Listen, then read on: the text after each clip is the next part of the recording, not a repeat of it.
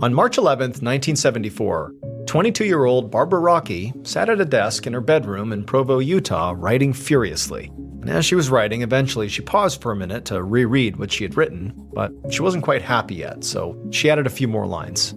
The letter she was writing was for her roommates, and she knew it had to be perfect, because Barbara was saying goodbye.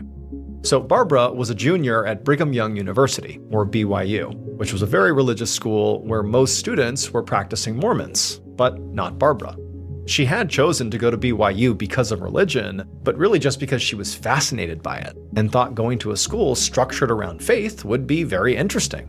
But when she actually got there, she immediately felt out of place because her classmates went to church every week for hours at a time, and they all followed a pretty strict set of behavioral rules and values, which wasn't really Barbara's thing.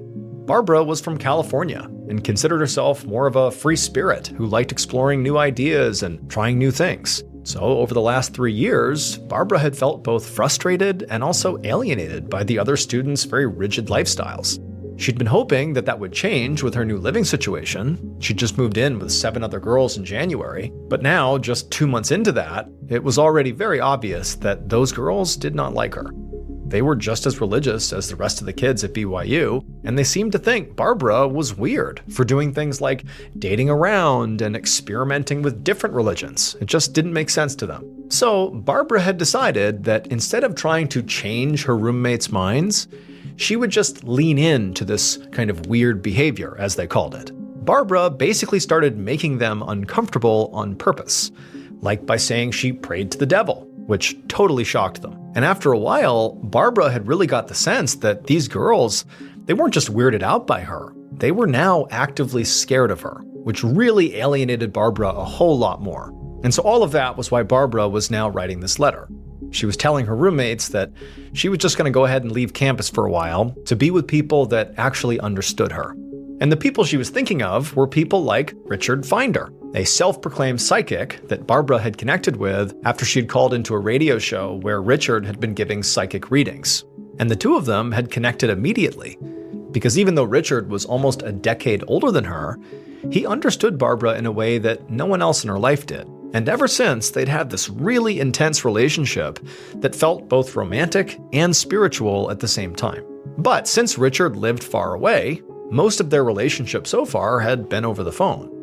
And so Barbara thought it might be nice to be physically closer to Richard and also his circle of friends. But there was another reason Barbara wanted to get away from BYU. And that was because she had started to feel unsafe being a young woman on a college campus. So recently there had been some scary national news stories about college women being attacked on campus. One student in Washington State had been beaten and almost killed in her dorm room in January, and another woman had gone missing the following month.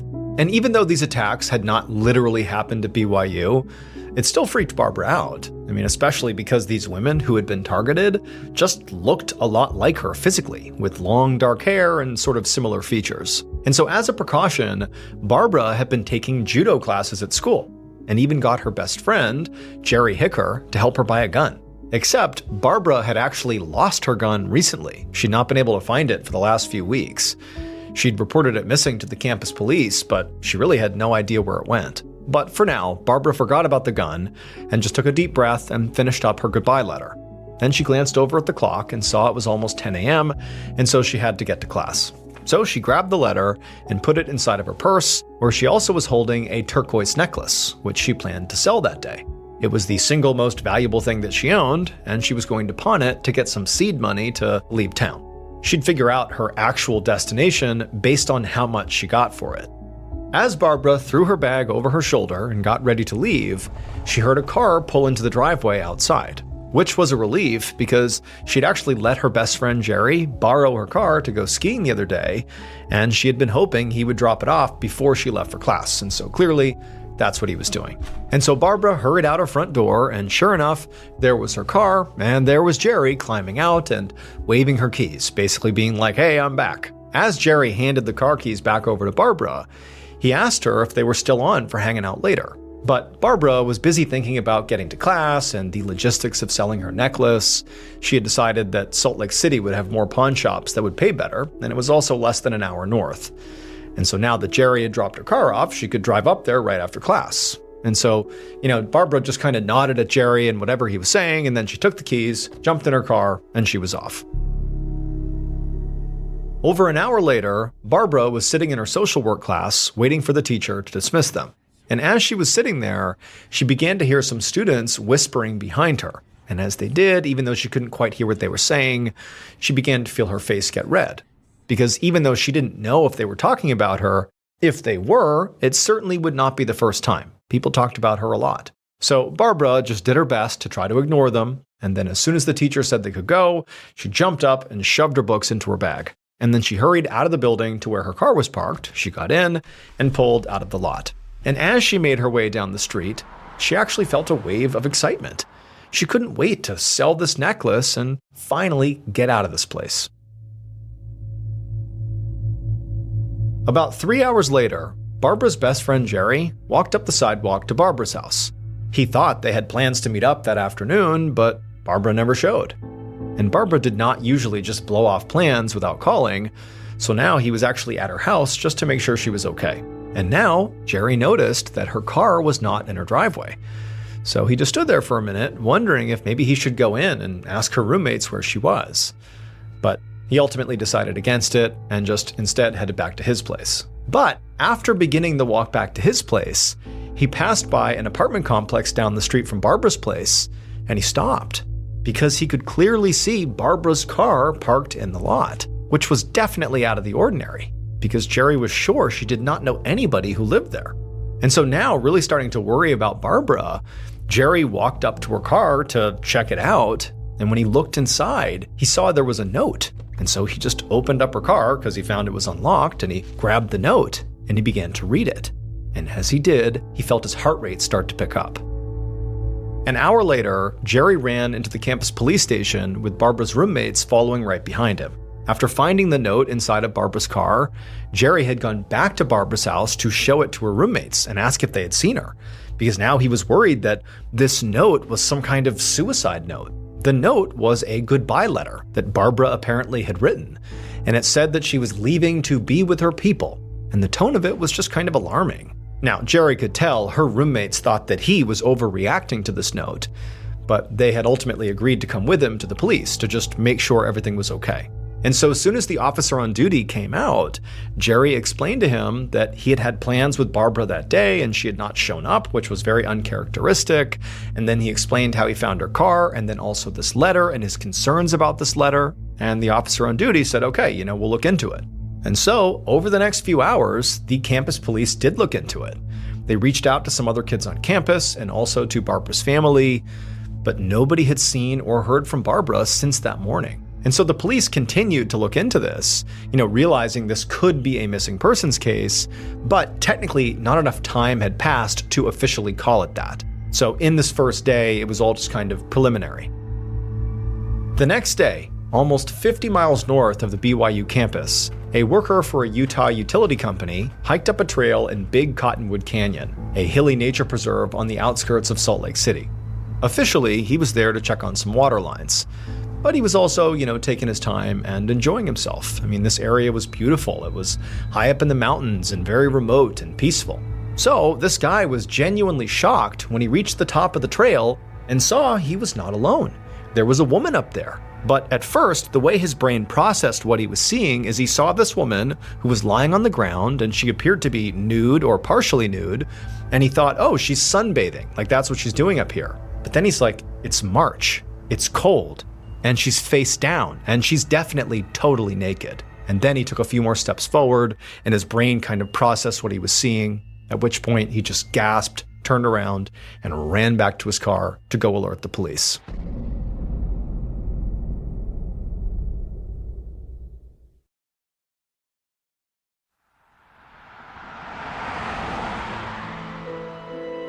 Within the hour, Captain Pete Hayward with the Salt Lake City Sheriff's Office drove his cruiser along a remote access road that led to Big Cottonwood Canyon. So Hayward normally loved being in nature. All he really did in his spare time was hunt and fish. But right now, the scenery and remote location were actually kind of an inconvenience because he needed to get to his destination quickly, and that was just very hard to do out here.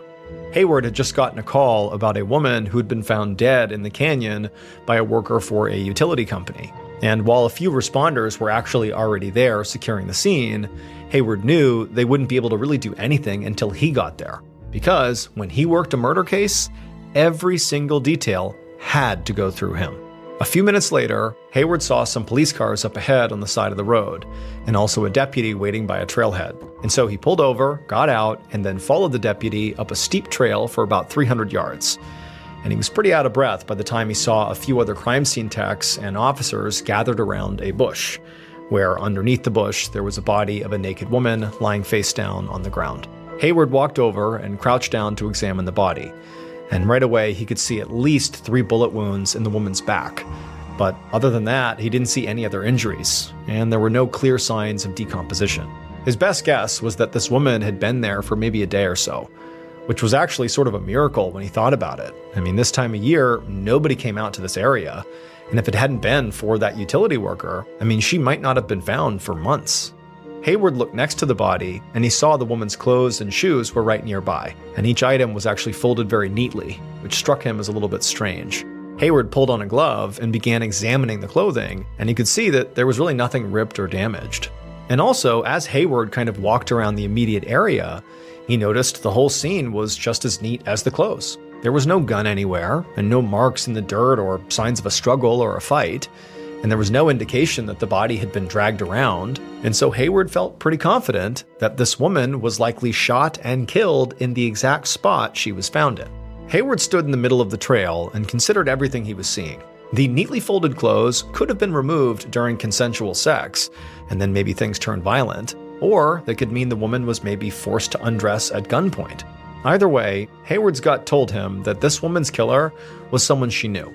Because the thing was, getting up here from the road was not easy. I mean, Hayward was pushing 50 and knew he was not in the best shape. But even for somebody who was young and fit, it would be hard to force another person all the way up a trail like this.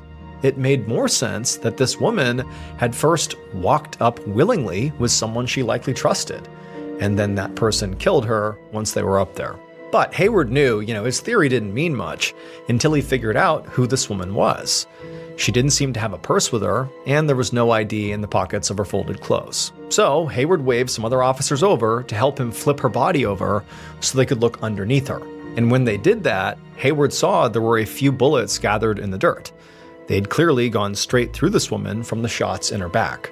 And so Hayward quickly told a tech to go ahead and photograph and bag the bullets for testing, and also to get some of the dirt that the bullets had been lodged in case there was some other evidence mixed in.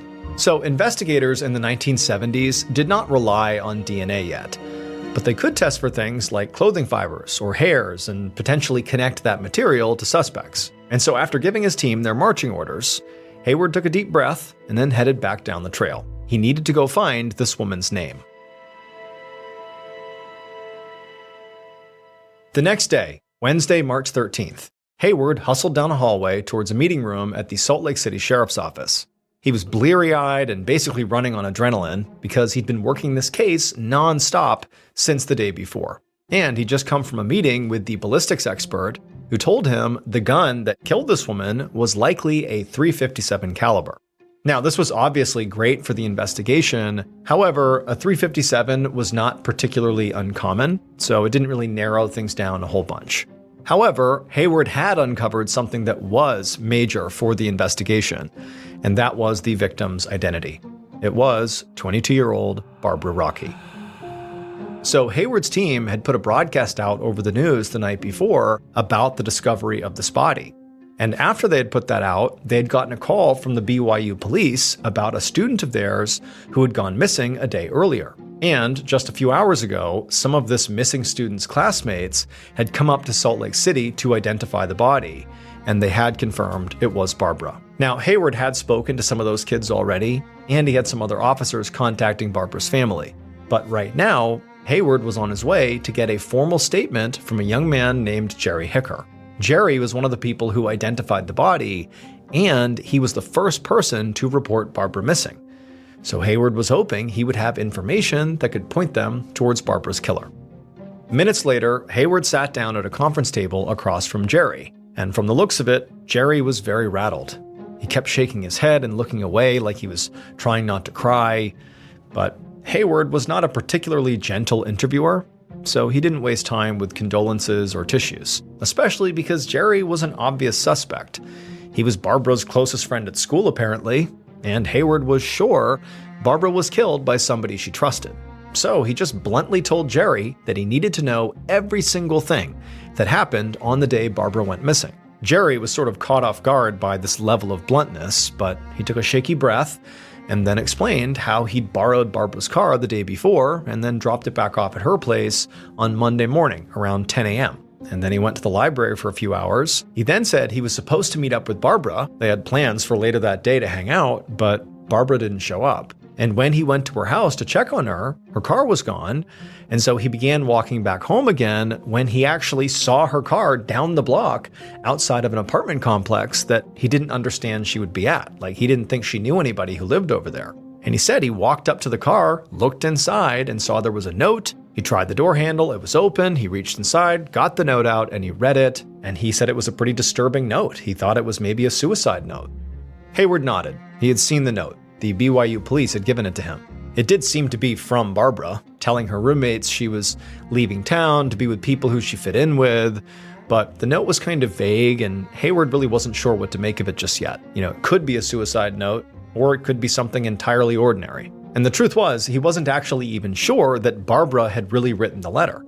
Maybe her killer had written the letter. Maybe whoever murdered Barbara was attempting to make her disappearance look like a suicide, or maybe imply that she had run away in the hopes that police would never find her body. And so Hayward had sent the letter off to a handwriting expert to see what they thought.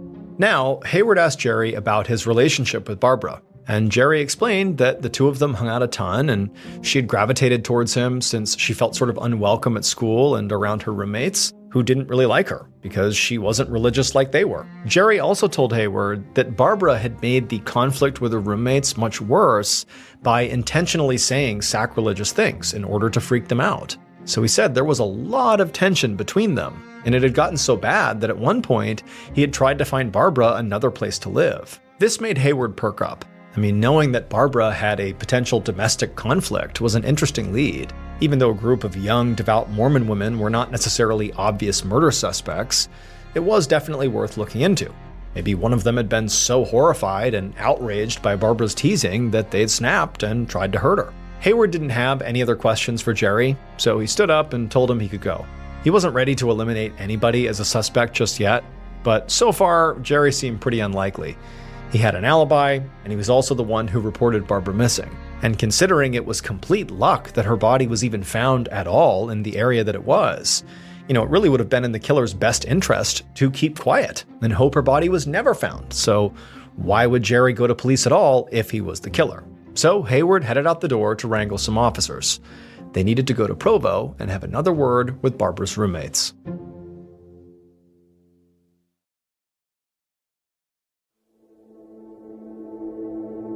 The next afternoon, just 2 days after Barbara was found in the canyon, Hayward pulled up to a pawn shop on the outskirts of Salt Lake City. If he thought he was tired yesterday, well, he was absolutely exhausted now, because a lot had happened in the last 24 hours. They'd gotten in touch with Barbara's family, who were obviously shocked and devastated, but they didn't have any useful information for the investigation. They didn't know much about Barbara's friends or life at school, so they couldn't say if anybody would have wanted to hurt her. And they'd had no idea if she had been planning to leave campus for any reason. But apparently, she was, because the handwriting expert had come back and confirmed the note was authentic, and Barbara did write it. So her plans to leave appeared to be genuine, which is what the note basically was about, if you read it literally. But for Hayward, after speaking to Jerry, who talked about the tension between Barbara and her roommates and how she didn't fit in, and also after Hayward literally spoke to all 7 of Barbara's roommates, and they all actually admitted they did not like Barbara, it made Hayward think that the letter from Barbara should be interpreted literally, that she was just trying to flee campus and get away, in particular from her roommates. But the roommates all had solid alibis for the day Barbara went missing. So for now, Hayward basically had to rule out the roommates. But Hayward was not that upset about this, because the roommates had actually given him another lead. According to one of the roommates, right before Barbara had disappeared, she had mentioned that she planned to pawn a turquoise necklace that she owned in Salt Lake City. So Hayward and some other officers had spent the whole day canvassing pawn shops in that area to see if maybe she had actually gone through with it. Now, so far, Hayward had not found the necklace or, found the pawn shop that maybe Barbara went to, but he was very hopeful, maybe too hopeful in some ways. Because, aside from this necklace lead, the investigation really was kind of losing steam. They had searched and fingerprinted Barbara's car, but had not found anything significant. They'd also gotten the autopsy back, and it was mostly unhelpful. The medical examiner had actually counted 5 gunshot wounds, not just 3, so more than Hayward had thought, but they couldn't confirm whether or not Barbara was sexually assaulted. And also, the forensics report had come back, and they had not been able to collect any fingerprints at the scene. And so all of this was swirling around in Hayward's head as he stepped into this particular pawn shop, and he asked the woman behind the counter if they had recently purchased a turquoise necklace. And to his shock, the woman said yes. And then she gestured towards a glass case behind the counter where Hayward could see a long white necklace lined with turquoise stones on a red felt pad. About a half an hour later, Hayward was back behind the wheel of his cruiser, and his heart was pounding and his mind was racing so fast he could barely pay attention to the road. Because Hayward finally had a real trail here. The shop clerk's description of the person who had sold that turquoise necklace matched Barbara perfectly. Not only that, the shopkeeper also had a receipt for the sale that showed Barbara was at the store on March 11th at 12:50 p.m., the same day she went missing. But the most incredible part of this new lead was that Barbara had apparently told this clerk that she was in a hurry, because her boyfriend was circling the block outside. And this was huge because Hayward and his team had spoken to a lot of people in Barbara's life, and no one had mentioned a boyfriend. Now, unfortunately, the pawn shop worker had not gotten a look at this person, this boyfriend that Barbara was talking about. So Hayward had just taken the necklace and the receipt for evidence, and now he was rushing back to the precinct to make some calls.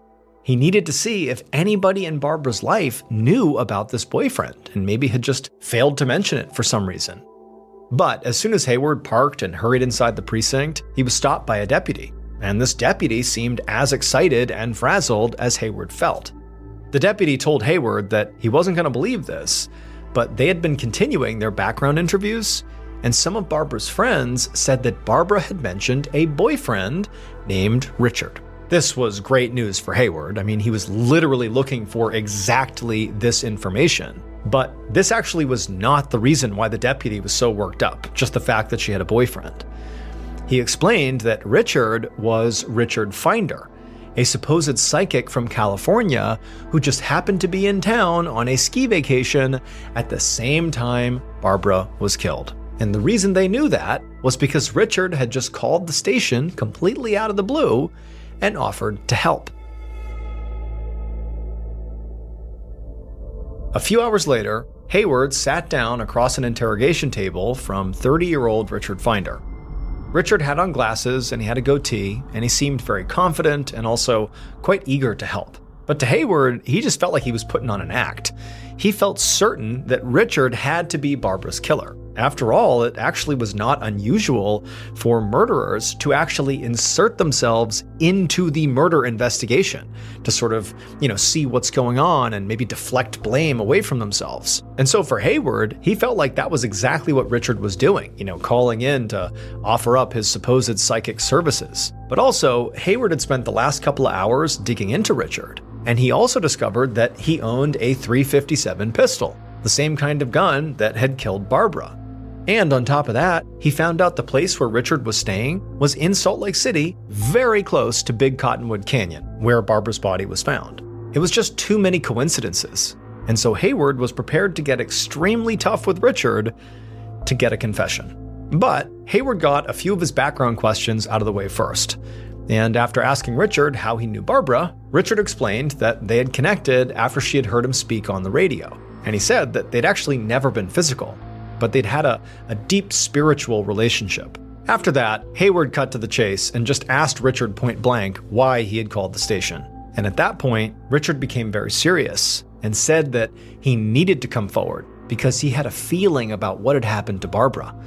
He said, he was a psychic, and he had a vision that the gun, the murder weapon, had been thrown in some water somewhere. Hayward couldn't believe what he was hearing because, the police had not announced the murder weapon was missing. Richard shouldn't have known they were looking for the murder weapon, but clearly he did. So at this point, Hayward did not ask more questions about what his vision said. Instead, he demanded that Richard account for every single hour of his day on Monday, March 11th, the day that Barbara went missing. And for the first time, Richard actually seemed genuinely thrown off. He just sort of stared back at Hayward in what seemed to be complete shock. And then he said he didn't kill Barbara.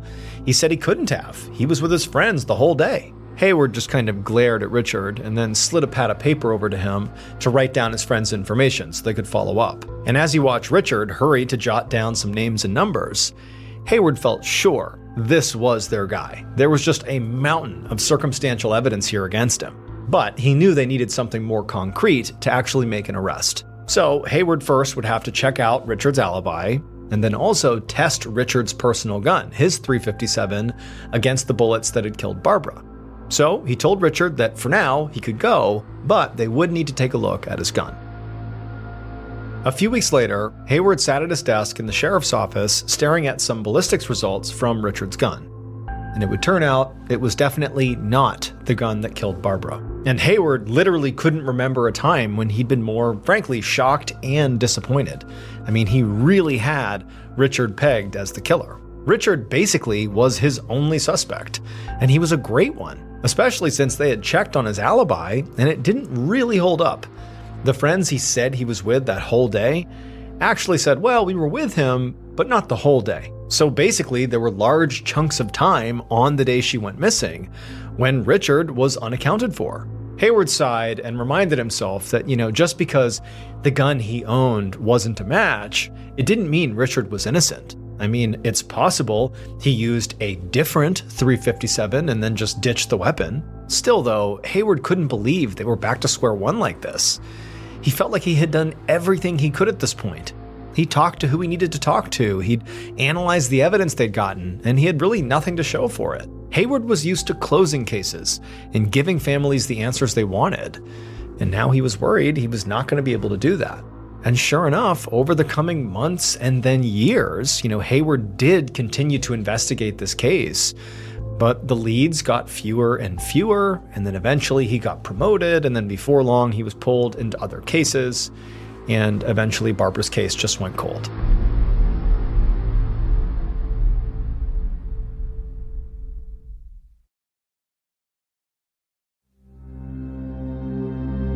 In the fall of 2005, so over 25 years after Barbara's murder, Detective Todd Park sat on the floor by his desk in the Salt Lake City Sheriff's Department.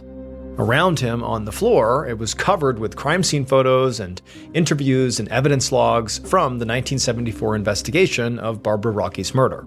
Park was a brand new homicide detective, and he had taken on this case after getting a call from one of Barbara's sisters, begging the sheriff's office to reopen it. And Park wasn't sure if it was maybe just new guy enthusiasm, but he was already pretty obsessed with trying to solve it. He really wanted to find some answers for the Rocky family, since they'd been wondering what happened to Barbara for now over 2 decades. And Park actually felt pretty optimistic about it. Because even though during the original investigation, they hadn't relied on DNA testing, they couldn't really even do DNA testing. Despite that, the investigators at the time had done a rape kit and saved all the evidence from the scene, like Barbara's clothes and even the dirt that was underneath her body. Which meant that with the current advancements in DNA technology, there was a good chance they could actually solve this thing. Park had already sent a few items over for testing, but while he waited for the results, he was going over the details of the case to get a sense of how it was investigated back in 1974. And he found it was a pretty unusual case. The murder had initially been investigated as a personally motivated crime. But while the case was cold, police had also begun to consider the idea that maybe Barbara had been murdered by the notorious serial killer, Ted Bundy, that this was not personal, that she was just one of many victims. Ted Bundy had been arrested less than an hour away from where Barbara lived in Salt Lake City in 1975, just 1 year after her murder. And he had been killing college women all over the West Coast, including several in Utah, the same year Barbara was killed. But investigators in the late 1970s had ruled Ted Bundy out after determining he'd been committing a different murder in Washington state at the same time Barbara was killed, so he could not have been her killer. But it was still possible that Barbara had been killed by a different serial killer in the area. 1974 is notoriously known as the Year of Fear because there were so many killers operating in the United States at that time.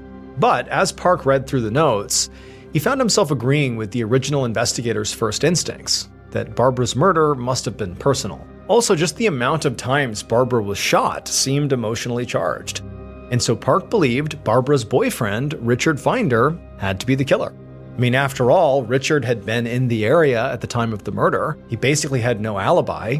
And, he brought up the fact that there was a missing murder weapon when the public didn't even know that. So he knows things about the crime scene that he shouldn't know. But Park felt like there were some other people in this case that also deserved a second look, like Barbara's best friend, Jerry Hicker. It was true he did have an alibi, and Barbara had told that pawn shop owner, before she was killed, that she was with her boyfriend, which she would not have referred to Jerry as. But if this was as emotional a crime as Park thought it was, Jerry had to be considered. After all, he was Barbara's closest friend at school, and maybe he heard she was leaving town and got mad at her. And then Barbara's roommates, they all seemed to have solid alibis, but maybe one of them had gotten somebody else to kill Barbara. I mean, Park knew the original investigators hadn't found any evidence of that, but they also hadn't seemed to spend much time on the roommates one way or another. They just kind of quickly ruled them out. But Park also knew it could be someone that they hadn't even considered yet, like the utility worker who actually found the body, or maybe another student at BYU who didn't like Barbara and considered her an outsider or a weirdo. Park wasn't sure yet, but he was confident that they'd be able to pick up some DNA somewhere in the evidence, and once they did, they'd find their killer.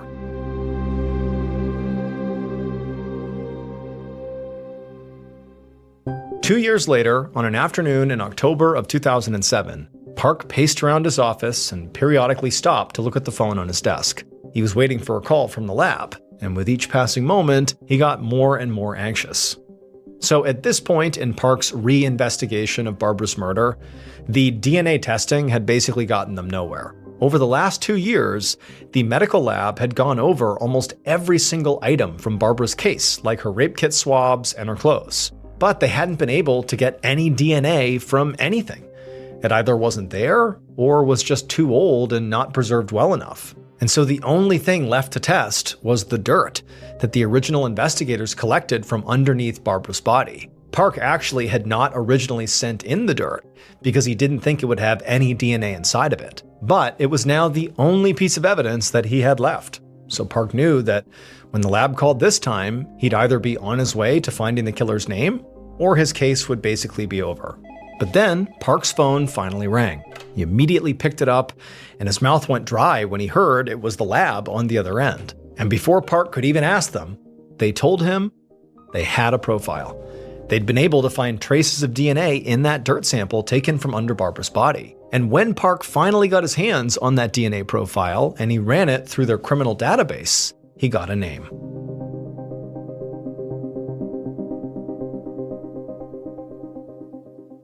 Based on DNA evidence and a decades-long investigation, here is a reconstruction of what police believe happened to Barbara Rockey on March 11th, 1974.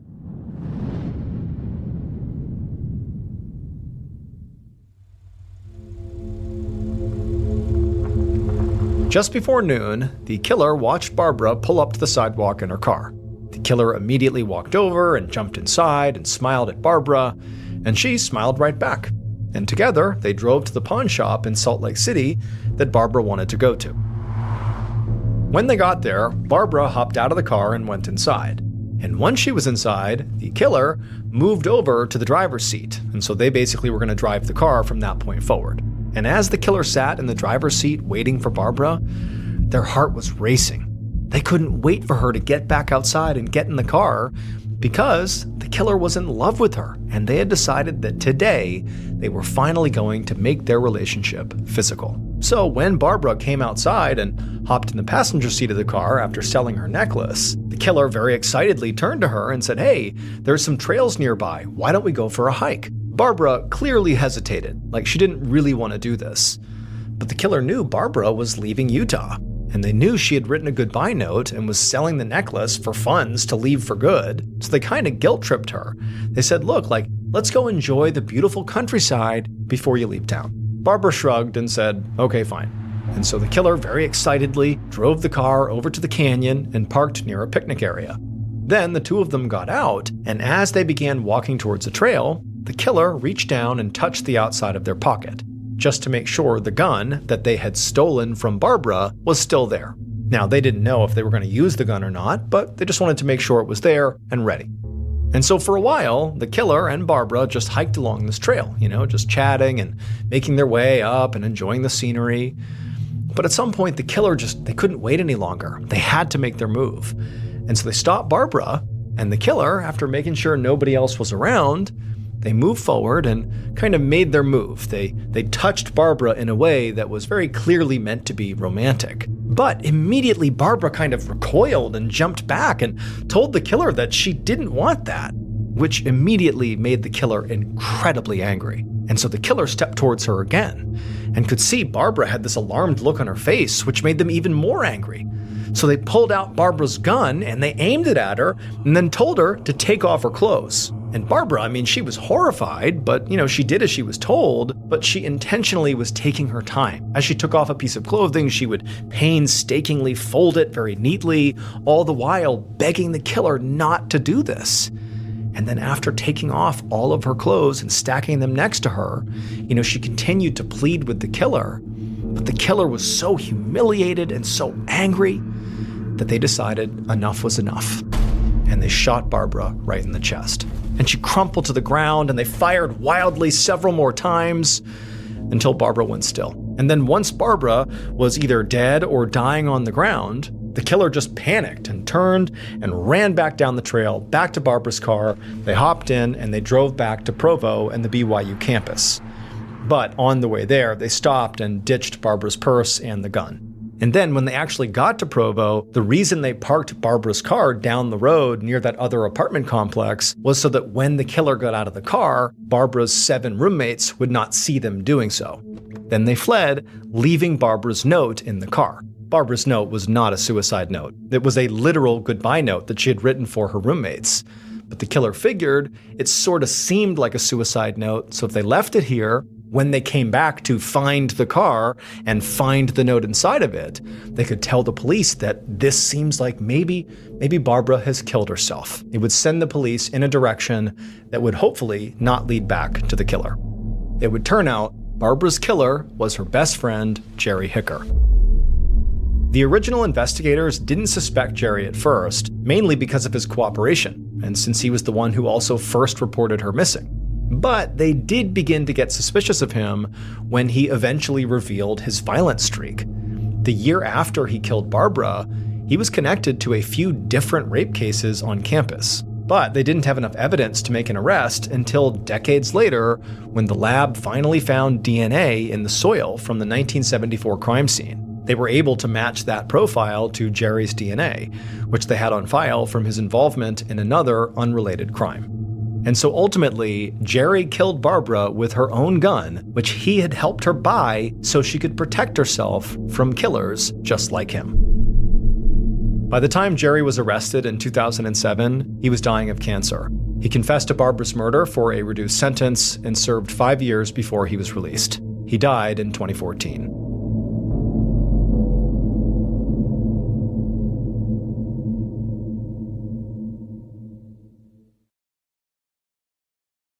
A quick note about our stories. They are all based on true events, but we sometimes use pseudonyms to protect the people involved, and some details are fictionalized for dramatic purposes.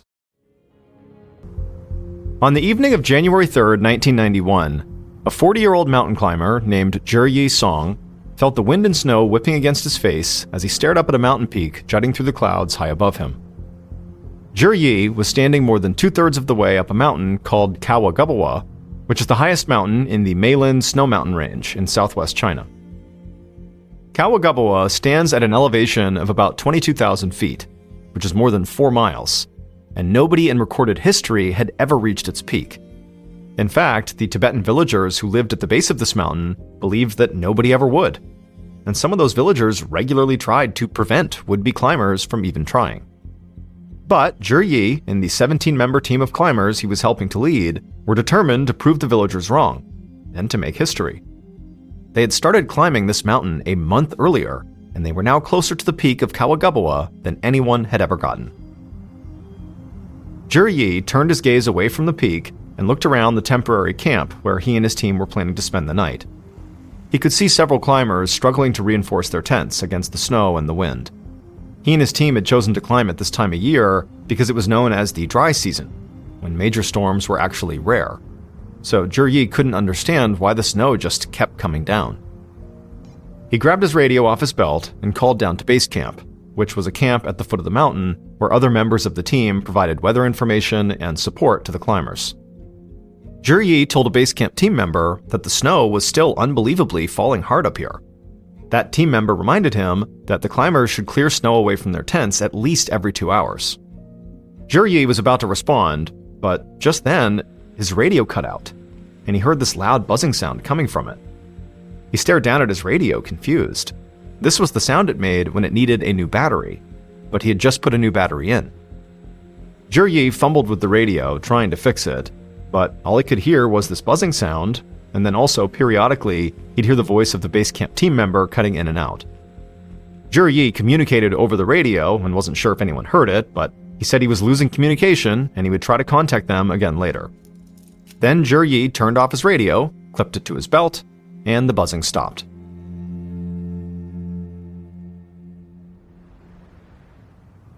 As the sun finished setting, the wind picked up even more. Zhi Yi craned his neck upwards again, and he saw that the peak of Kawagubawa had now disappeared in the snow and the darkness. Zhi Yi had done lots of difficult climbs in the past, and he was sort of used to running into problems right when he thought he was about to achieve his goals. That was just how mountains worked. All the planning in the world could not prepare climbers for everything. But for some reason, this felt different. This storm just didn't show any signs that it would ever let up. Zhi Yi lowered his head and walked towards a group of tents. He wanted to help his team clear snow away. But all of a sudden, Zhi Yi heard screaming coming from inside one of these tents. He and several other climbers moved as quickly as they could through the snow toward the sound. They stepped into the tent, and they saw a woman laying in her sleeping bag, and she was shivering uncontrollably, and sweat was running down her forehead. Zhi Yi knew this woman, who was one of several Japanese climbers on their team, had been dealing with a high fever for days. But now, she didn't just look sick, she looked terrified. As soon as Zhi Yi entered the tent, the woman stopped screaming, and she just started muttering. Zhi Yi knew some Japanese, but he couldn't make out what she was saying. He looked around the tent, and he could tell that the other Japanese climbers who had come in were also confused by the woman's words. Zhi Yi turned to one of them and asked, what is she saying? And in a little more than a whisper, the climber told Zhi Yi the woman was saying, "Something is coming." Later that night, the storm began to reach blizzard conditions as Zhi Yi made his way around the camp, checking on his team. As bad as the weather had gotten, and as alarming as the screaming Japanese woman had been, Zhi Yi refused to panic. He believed if everyone just stayed calm and prepared, they could make it through the night. But he quickly realized he was the only one who felt this way. Each climber Zhi Yi spoke to seemed as frightened as the woman with the fever. He tried his best to calm everyone down he spoke to, but nothing he did seemed to work. So eventually, he headed back towards his own tent to make sure it was secure. But before he got there, he heard more shouting. At first, Zhi Yi assumed it was the woman with the fever, but he listened more closely and he could tell it couldn't be, because it was a man's voice. Zhi Yi trudged back through the snow towards this shouting man's tent to see what was wrong, and when he stepped inside, Zhi Yi felt truly scared for the first time since he'd come to the mountain. Inside the tent, Zhi Yi saw one of the climbers sitting by a fire, pen and notebook clutched in his hands, and on his face was this wild look. His eyes were darting from one side of the tent to the other, and he would shout at something only he could see and hear. and then he would scribble furiously in his notebook. It was like he had lost his mind. Juryi was so unsettled that he just backed out of the tent, and as soon as he was outside, he turned and began rushing back through the snow towards his tent. However, as he was between tents, he heard this loud rumbling sound, almost like the banging of a drum, coming from high up the mountain. He froze where he was, terrified, and he heard the sound of trees cracking and splitting, and he knew this must be it. This is the avalanche. However, when Juryi looked up the mountain, expecting to see a mass of ice and rock barreling down the mountain towards them, all he could see was the falling snow and the black night sky. There was no avalanche.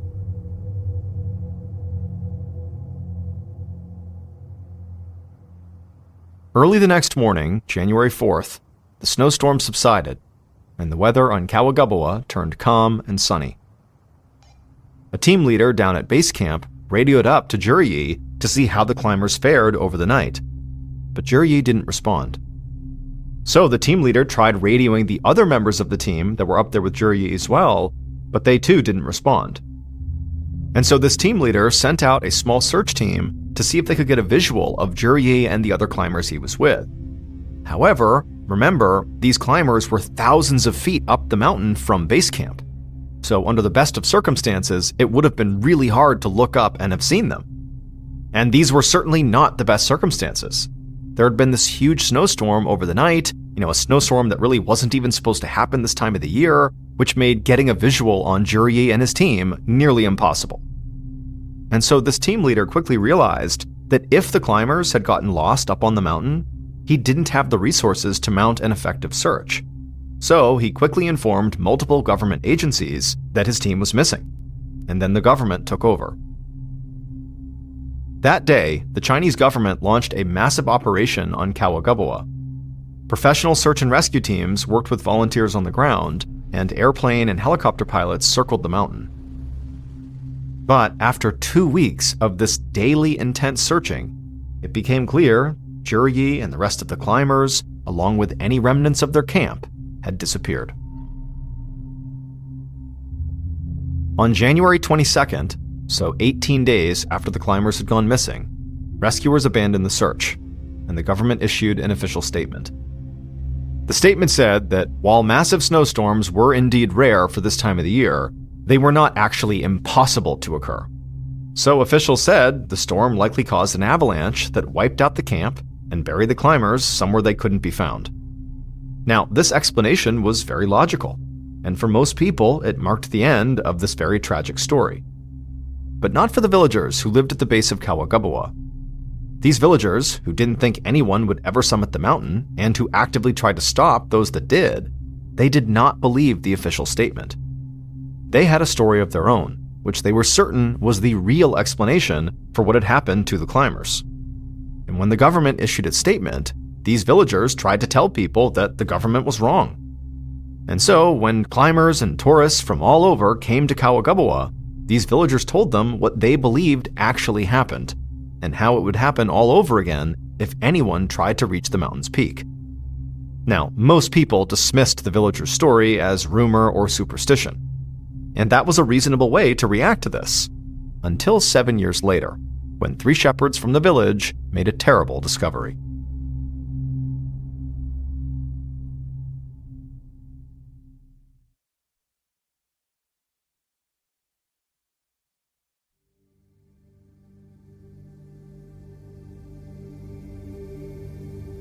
Seven years later, on the afternoon of June 18, 1998, 3 shepherds were walking along a glacier near the base of Kawagabawa. This glacier was 2.5 miles away from where Juryi and the rest of his climbers had set up their final camp. But the shepherds were not there to do any kind of search. This glacier was located near their village, and it was home to a temple that they often visited.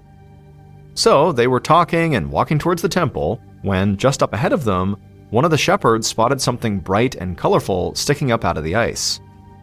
The group was intrigued, and they began walking towards it, thinking it might be a prayer flag. But as they got closer, and this colorful object came into focus, the group went quiet.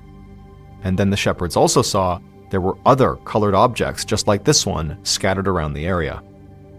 These objects were the bodies of the climbers who had disappeared from Kawagabawa 7 years earlier.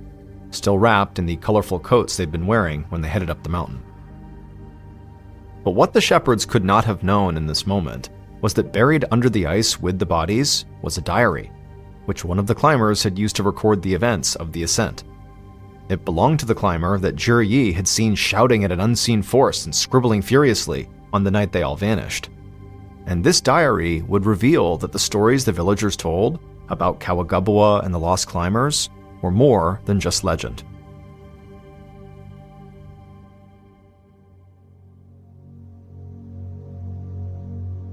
It would turn out there was a very specific reason why these Tibetan villagers believed nobody would ever reach the peak of Kawagabawa.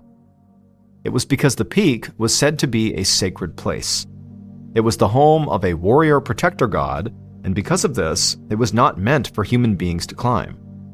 The villagers believed that if anyone ever approached the peak, it would wake the spirits of the mountain, and the mountain god would punish them. This punishment would lead to death, but it would not stop there, because the dead would become prisoners of the mountain for 7 years. And these villagers had made their beliefs very clear to Zhi Yi and the rest of his team of climbers who wanted to be the first people to ever reach Kawagabawa's peak. In fact, a group of villagers had heavily protested their climb and warned the climbers that their expedition would anger the mountain god and result in tragedy. But Zhi Yi and the rest of his climbers had not heeded their warnings. The diary of the climber that was discovered along with the bodies recounted what happened as a result. The diary started like a lot of climbing diaries do, an account of the day's hike, the scenery, the weather. But as the dates got closer to the night the climbers disappeared, the diary took a strange turn. The writer became obsessed with these shadows he saw walking across his tent, and he said he heard women laughing and babies crying all around him in the darkness. That woman who had screamed out, who was sick with a fever, had said she felt something bad was coming, and she had tried to warn the others. But by the time Zhi Yi heard the sound like beating drums high up on the mountain that he thought was an avalanche, like many thought was an avalanche, the mountain god had apparently already unleashed his wrath. As soon as Zhi Yi and those climbers had disappeared, the villagers all assumed that they had faced the wrath of the mountain god. But the fact that their bodies had remained hidden for 7 years, the length of time the mountain god keeps the dead imprisoned in the mountain, was all the proof the villagers needed to know they were right. And the climber who wrote the diary ended up believing them too, although it was too late. In his final diary entry, he wrote, quote, "We were wrong. They are coming. Run." In 2001, 10 years after the climbers had died on the mountain, the Chinese government banned all mountain climbing activities in the Meilin snow mountain range. To this day, still, nobody on record has ever actually set foot on the peak of Kawagabawa.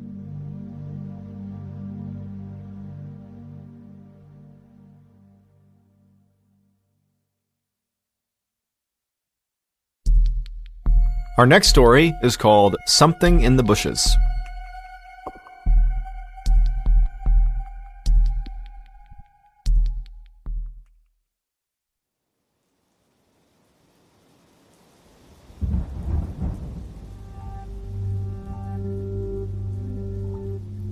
On a June day in 1953, a 31-year-old American doctor named George Moore stood in a small mountain campsite in Nepal, staring out at a massive rainstorm forming on the horizon. George had been in Nepal, which is a country south of China, for 8 months, leading a small medical team trying to stop the spread of diseases like malaria in villages all across the region. This was groundbreaking work in 1953, and it was starting to make George famous back home in America. And here in Nepal, he had already become a trusted figure among the villagers, many of whom had never seen a person from the West until they met George. But right now, a group of these villagers were scrambling to get George out of their village. And this was because of the storm that George was looking at. One of the villagers pointed at the clouds and told George this was not a regular thunderstorm. The monsoons were coming. And once the monsoons hit, the only dirt road that led back to George's base in the city of Kathmandu would flood very quickly. And the horrendous rains could last for months, which meant if George wanted to continue his work stopping disease in other parts of this region, he would have to get out right now. George had known the monsoon season was coming, but it had arrived much more quickly than he'd expected, and so he and his team were sort of caught off guard. The journey out of the village was not something they wanted to undertake suddenly with so little preparation, because they didn't have a car. They literally had to walk out, and so they needed to be fully prepared. And also, this dirt road out of the village went through a deep forest where the locals claimed it was inhabited by terrible monsters. Now, while George did not believe in the supernatural, he did think that, fantastical stories about monsters often started because of real-life animal attacks. And so, monsters or not, the forest was definitely dangerous, especially since they again would be on foot. But George knew they really didn't have any other choice. They did have to go right now. George quickly gathered up first aid kits, medicine, and supplies and put them into a large pack. Then he reached down, pulled a revolver out of the holster on his hip, and spun the chamber to make sure the gun was fully loaded. And when he saw all 6 bullets, he knew he was as ready as he was going to be. George holstered his gun, thanked the villagers for their help, and then turned to lead his team out. But as he stepped onto the road, one of the villagers grabbed his arm to stop him. Then they pointed towards a spot on the mountain above the road that George and his team needed to take, and George looked up and saw large billows of smoke rising above the trees and into the sky. In a strained voice, the villager told him that no matter what, George and his team must not go anywhere near where that smoke was.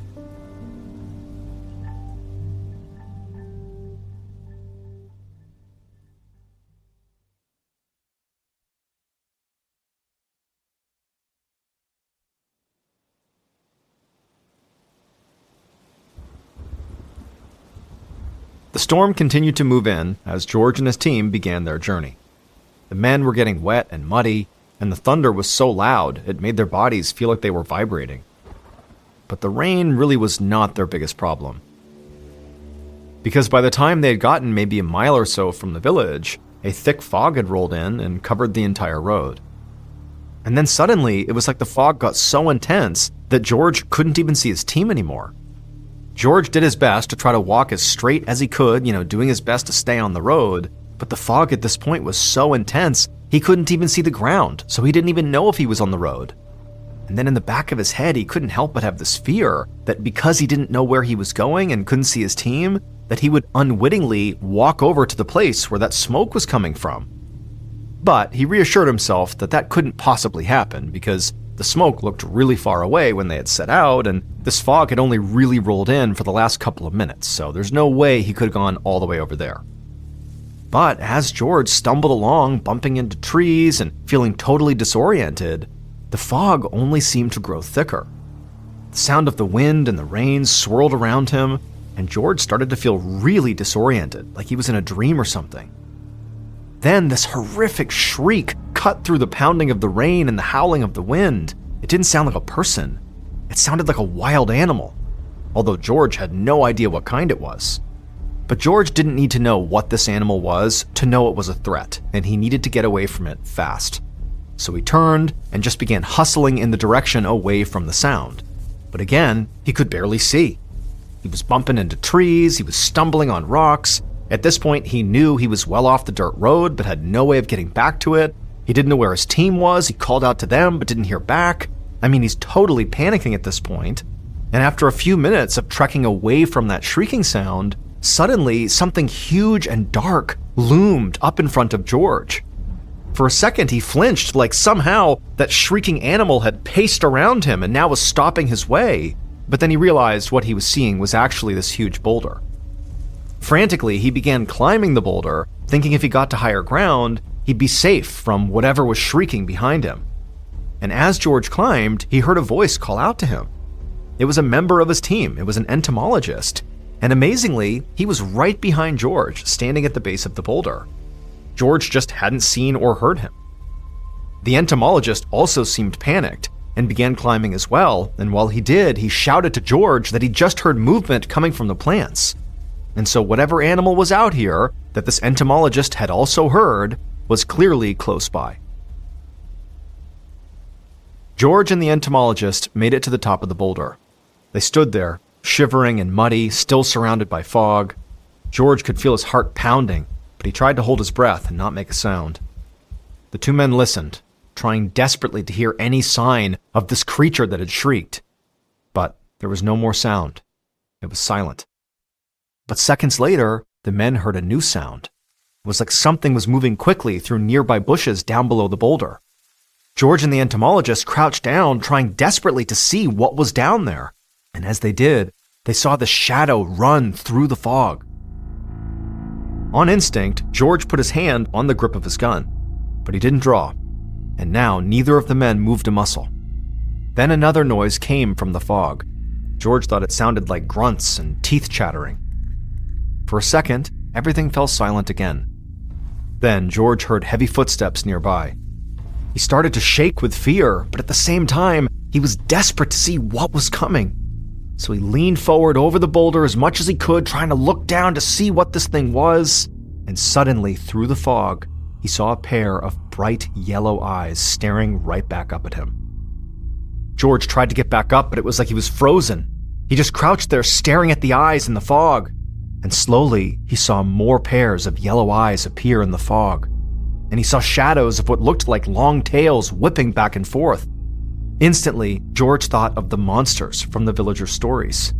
But he told himself that's ridiculous. These were clearly just langur monkeys. He reminded himself that he was a doctor, a scientist. There had to be a rational explanation. These were just animals. They couldn't be monsters. But then one of these creatures moved forward and put its claw on the boulder and began to climb up. And at this point, George finally got a clear look at it. He saw this thing stood at least 5 feet tall, much bigger than any of the langur monkeys or any other monkeys that inhabited this forest. And instead of fur, it had gray skin. But most terrifying was its mouth, which was unnaturally large, stretching almost from ear to ear. And it was filled with these sharp teeth, the same color as its eyes. And as this creature slowly began to ascend the boulder, George felt a level of fear he had never experienced. Something primitive from deep down inside of him.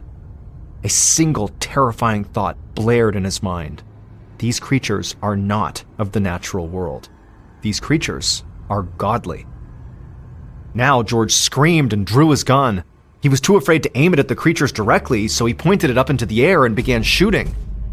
The creatures let out a chorus of these horrible shrieks, the same shrieks they had heard earlier. Then he watched as the creatures turned, and their shadows and their yellow eyes disappeared back into the fog.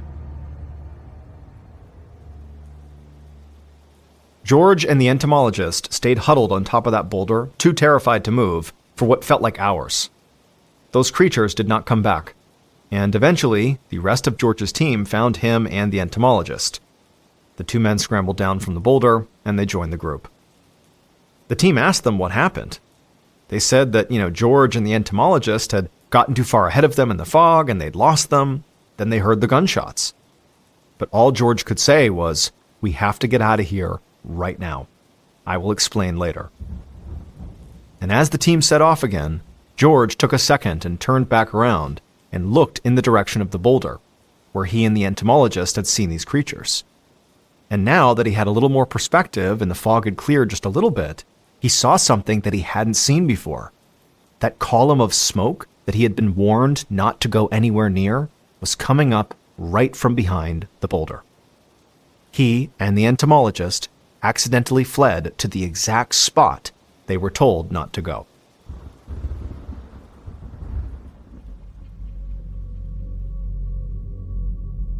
That night, after a long hike, George and his team finally made it to their base. And it was only when he was back in the safety of his camp, with friendly villagers all around him, that George was able to finally think clearly again about what he had just experienced, with the strange creatures in that place where the smoke was. He didn't know what to make of it. George was a United States Army veteran and a man of science. He didn't believe in monsters or terrible gods roaming the forests. But he told his story as accurately as he could to the villagers, hoping they would have some realistic explanation for what the creatures were. But what the villagers had to say only left George feeling even more unsettled. So George decided he was just not going to speak of what he had seen to anyone anymore. He had a bright future ahead of him as a doctor. He wasn't going to throw it away by making himself look crazy. And so when he got to America, and people asked him about his time in Nepal, he would tell them a wild story about this chance run-in with a group of langur monkeys. But the true memory of the creatures he actually saw out there, which were not langur monkeys, at least not to him, never left George. Their height, their yellow eyes, their huge mouths and sharp teeth, and the pure fear George had felt in their presence. George was a man of science, which made him want to forget this encounter. But he was also a man of truth, and so after spending years with these memories in his head, George came to believe that he had a duty to tell the truth about what he actually saw, no matter what the consequences were. And so in 1957, 4 years after his encounter in Nepal, Dr. George Moore published a first-hand account of what he had seen in a magazine article that was titled, "I Met the Abominable Snowman." In this article, he explained that the place on the mountain where the smoke was rising, where the villagers warned George not to enter, was called the House of the Gods. And the House of the Gods was home to the Yeti. A Yeti is an ape-like creature said to live in the Himalayas, and is similar to Bigfoot, but thought to be a bit shorter. In the West, the Yeti is often referred to as the Abominable Snowman. And in his article, George said he'd come face to face with a pack of them in Nepal. Telling the world what he'd seen did not adversely affect George like he'd feared. He went on to have a long, successful career and is still considered a pioneer in the field of medical outreach. And because of George's standing as a doctor and researcher, his encounter in Nepal has remained one of the most highly credible cryptid sightings in modern history. And so, as much as some explorers and scientists might think we can fully understand the natural world, both of these stories are proof that you can't.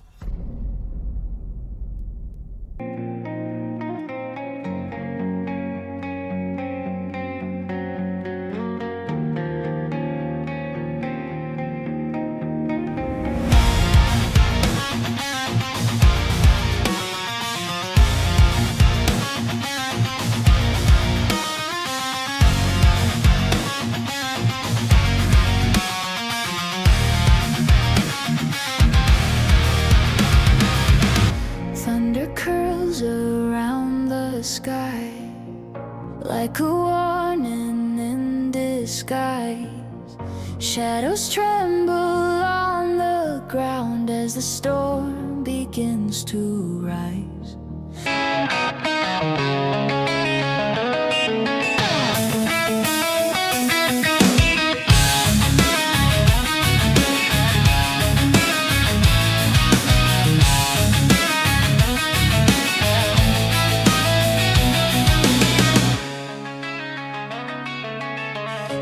Howling, it tears through the night. I stand alone, but I'm holding tight to a flicker, a spark, a flame that won't die. The rain keeps falling like tears from the sky. Each drop a story, a reason to try. I won't break, I'm still forged in the fight. I've been bent, but never broken. The storm speaks.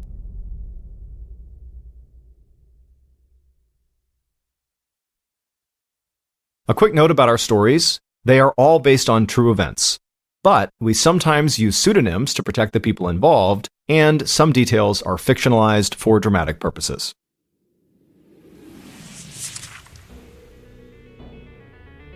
Thank you for listening to the MrBallen's podcast. If you enjoyed today's stories, and you're looking for more bone-chilling content,